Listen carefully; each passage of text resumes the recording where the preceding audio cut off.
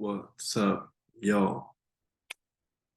Here we are again. Thank you so much for joining me.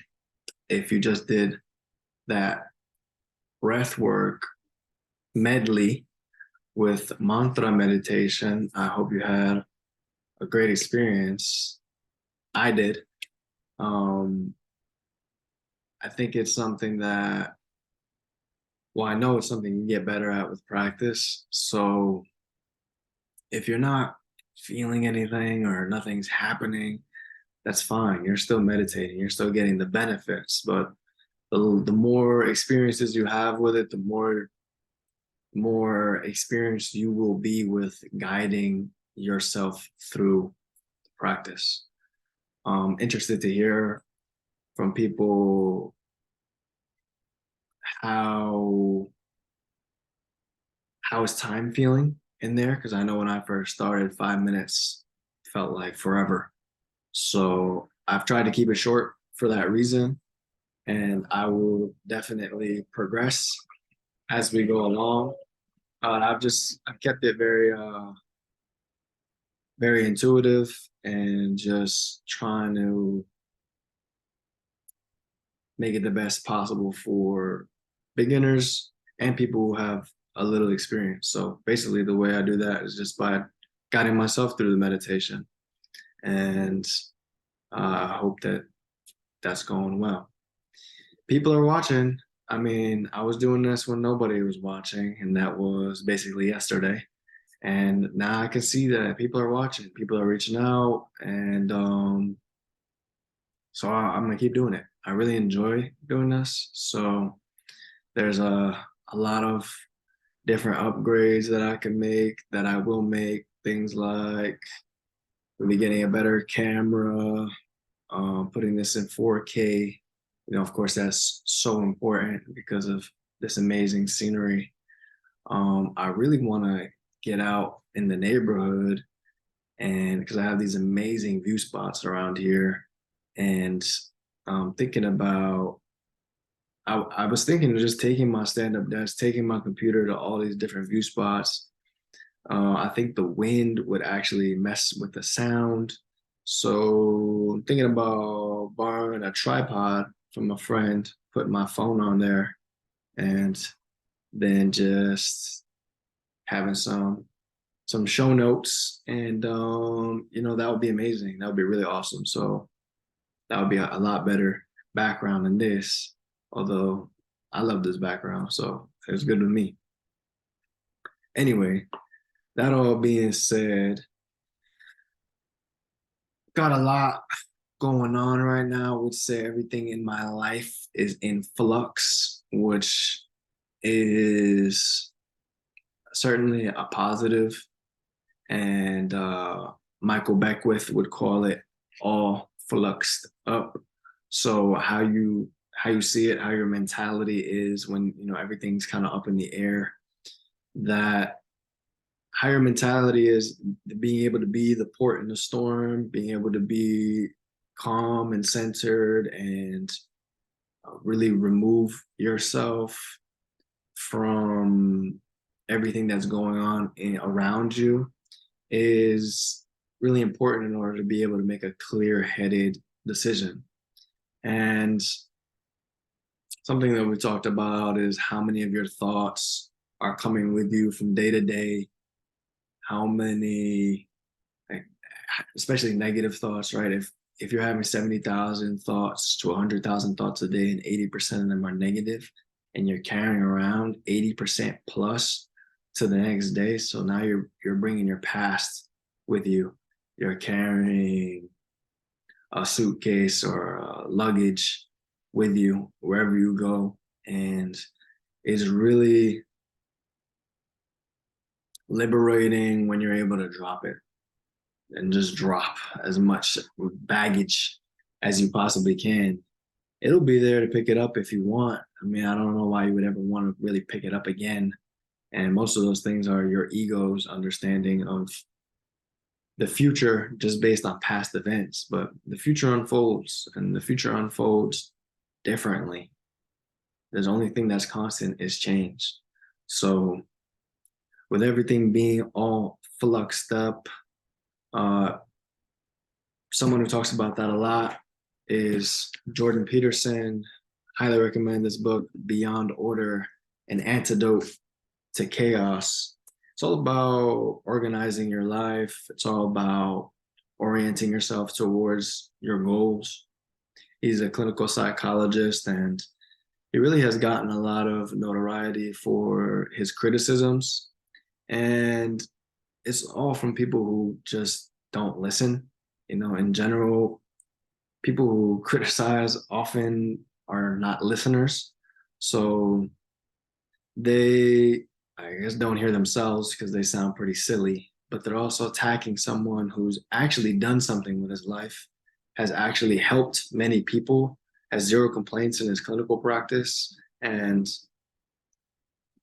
countless people have flocked to him for what he provides in terms of accountability and responsibility, and really trying to do your best with your life and get yourself in order. And he's definitely helped me a lot in ways that I certainly don't even wouldn't even give him credit for in particular, because I was doing really well when I came across him, and him and people like him have definitely helped me move to the next level, because now with this digital age, you're able to, you can use it in any type of way. And I've used it to study, to learn, and to listen to mentors, people like Jordan Peterson, people in the field of my interest. And it's really been very helpful because I don't have personal interaction with many people who think like me, or think um, think in a psychological manner. And that's really how the framework of my mind is oriented. I think of everything through that funnel. So it's been really helpful for me to be able to have access to some of the greatest teachers in the world. I mean, other people that I listen to: Andrew Huberman, neuroscientist out of Stanford; Robert Sapolsky, neuroscientist out of Stanford. Those are two of the best in the world. And if I went to any university, I wouldn't have access to teachers that good. So the only way would be to actually go to Stanford and sit in front of them. And YouTube University is free. So when you compare value, it really is, there really is no comparison. If you're a person that's able to focus, you're a person that's able to take notes, teach yourself, all these things I've had to learn during the pandemic when my school went online. And I hated that. And I actually thrived through it academically, even though I'm definitely an in-person person, which even makes this ironic. All this social media stuff that I'm doing, definitely couldn't have forecasted it for myself, and would have always said it was of no interest to me. But with the feedback that I've gotten, well, actually, it's been really good for me just to get on here, just to talk, just to um, decipher where I'm at, what I'm thinking, and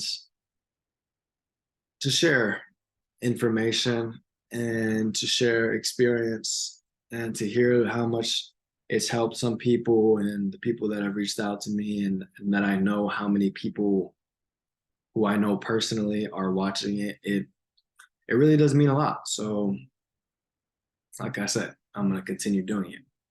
But anyway, part of the reason that I like it actually goes back to this book and to understanding chaos and order. Right? Chaos and order is the yin and yang, where the sign for chaos is a snake, right? A black snake with a white dot in the middle. And the sign for order is a white snake with a black dot in the middle. The yin, the yang, showing that in all chaos, there is order, and in all order, there is chaos. The potentiality for that order can turn to chaos in a blink of an eye, and chaos can turn to order in the blink of an eye. And if you've ever seen this in nature, then you know it's true. You know that especially chaos turns to order is a lot more, or excuse me, order turns to chaos is a lot more noticeable, a lot more obvious, where you're having a beautiful day, everything is completely normal, and then something happens that is completely out of the ordinary, something that you were not projecting for, and changes everything. And whereas when things go from chaos to order, maybe they don't get as much credit. When someone puts themselves together and organizes their life, often they get a lot of hate. Often mediocrity attacks success. And often, people want you to do well, but they don't want you to do better than them. And that scale is wherever. You could be the most successful person in the world. You'll root for someone up until they become the most successful person in the world, and then you start hating on them.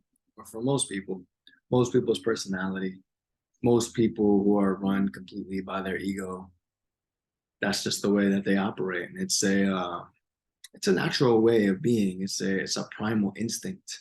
So it's not to hold it against anyone. It's just the way that it currently is.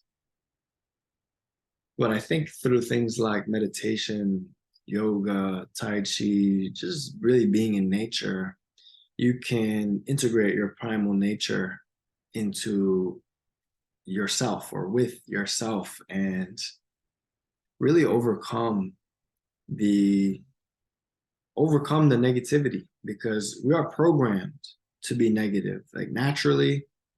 And when we take on the minds of the people around us, oftentimes our parents, our siblings, our grandparents, they just will be naturally negative, especially in the younger years of our lives. And maybe they have a scarcity mindset, and you will often just adopt that just naturally before you go into the world. So now you go into the world with a scarcity mindset, and your understanding of the world is really formed from the ages of 3 to 5 up until 7, 8, and that's really the formative years where your beliefs are born. And if you think now, however old you might be, however much experience you might have, if you think all of that is through the perspective of whatever you learned from 3 to 8 years old, let's say, then maybe you would think, well, I don't really want to be governed by what I thought from 3 to 8. That person was not formed. That person is a child. So a lot of people have childlike mentalities. And you often, if you get a little bit below the surface level, you will see that. Oftentimes it's right on the surface level, when people get upset over every little thing. People are devastated by absolutely nothing. People love to gossip and to act superior to others. And all of that is often out without any type of self-reflection or even acknowledgement that there is a self. I feel like most people don't even know that they exist. They're just being propelled by the momentum of yesterday without even having a moment of awareness. And I feel like people often go so far without any level of awareness, and the only awareness that they ever have is with pain. And I think that makes them try and stay as unconscious as possible, because being conscious can be painful. If you're, a lot of people don't feel anything until they feel a panic attack, an anxiety attack, a something where your senses absolutely get overwhelmed because of the lack of presence. And then, boom, you get absolutely overwhelmed with the feeling of presence. And a great way to overcome that is by being present with that feeling. But oftentimes, people run away from it as fast as possible and then treat what is a symptom, not the root cause of the problem, whether it be with distraction or with medication. And neither of those things work. They just numb you or dull you or mask the problem, whatever that may be. And there is an antidote to chaos, and it is putting your life in order. And a lot of that is literally putting your environment in order. It can seem, don't think the trivial things are trivial. The most trivial things have a huge impact on your mind. The orderliness of your surroundings, the the the environment in which you spend your most time with is directly affecting the quality of your mind. If you live in clutter, your mind will be cluttered. One thing David Goggins talks about, I don't know if you know him, former Navy SEAL, now ultra marathon runner, just got a unbreakable mindset, and it's a true role model for sure. And one thing that he talks about, which is absolutely true, is most people's minds are like a cluttered garage. You can't get in it. You can't find what you're looking for. It's just a mess, and it's a daunting mess. It's you know dirty, smelly, disgusting shit piled all over on top of each other. You can't find anything. You can't do anything with their mind. There's no space. And meditation, getting out in nature, cold showers, sweating, all these things that are good for you, clean eating, they create space in your mind where then the true you can intervene, because the ego will keep you status quo. The ego will just keep you running on the momentum of yesterday, putting things off, distracting yourself until you die. And listening to the ego is a good way to a boring and early demise.